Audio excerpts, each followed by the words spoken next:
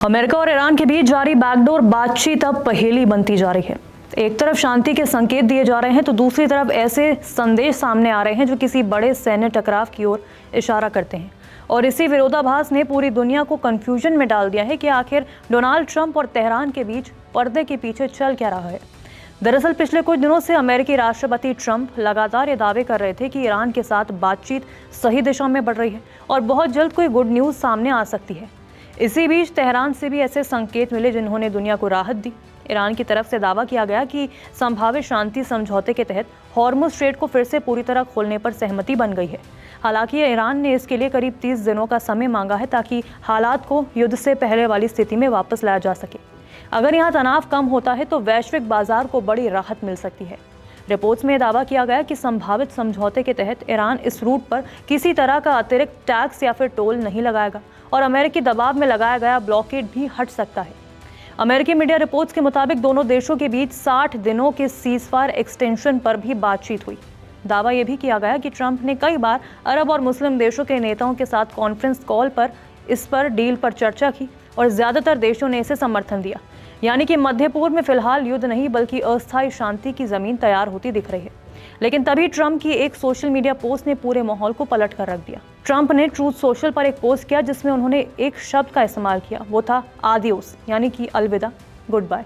और इसके साथ जो AI जनरेटेड तस्वीर पोस्ट की गई उसमें अमेरिकी ड्रोन समुद्र के ऊपर उड़ते दिखाई दे रहे हैं, नीचे ईरानी बोट्स पर हमला होता दिख रहा है, धमाके हो रहे हैं, सैनिक हवा में उछलते नजर आ रहे हैं और चारों तरफ मलबा फैला है।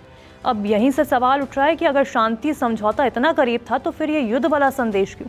क्या ट्रंप ईरान पर दबाव बनाने की रणनीति खेल रहे हैं या फिर बातचीत अचानक टूट गई है? फिलहाल दोनों देशों की तरफ से कोई आधिकारिक पुष्टि नहीं हुई है, लेकिन ट्रंप की इस पोस्ट ने यह साफ कर दिया कि भरोसे की दीवार अभी भी बेहद कमजोर है। इसी बीच न्यूक्लियर मुद्दे पर भी दोनों देशों के दावे और बयान एक दूसरे से बिल्कुल उल्टे नजर आ रहे हैं। अमेरिकी मीडिया में यह दावा किया गया कि ईरान अपना हाईली एनरिच्ड यूरेनियम स्टॉक जो है वो अमेरिका को सौंपने के लिए तैयार हो गया है। यहाँ तक कि न्यूयॉर्क टाइम्स की रिपोर्ट में कहा गया कि संभावित डील के तहत तेहरान अपने न्यूक्लियर स्टॉक पाइल पर समझौता कर सकता है। लेकिन दूसरी तरफ ईरान ने लगभग साफ शब्दों में इस खबर को खारिज कर दिया। एक वरिष्ठ ईरानी सूत्र के हवाले से कहा गया कि तेहरान अपने संवर्धित यूरेनियम स्टॉक को छोड़ने के लिए तैयार नहीं है और फिलहाल शुरुआती समझौते में न्यूक्लियर मुद्दा शामिल नहीं है। यानी असली टकराव अभी भी वहीं मौजूद है जहां से ये पूरा संकट शुरू हुआ था। एक्सियोस की रिपोर्ट के मुताबिक फिलहाल दोनों देशों के बीच जो बातचीत चल रही है उसका सबसे बड़ा मकसद युद्ध को रोकना और हॉर्मुज़ स्ट्रेट को सामान्य करना है।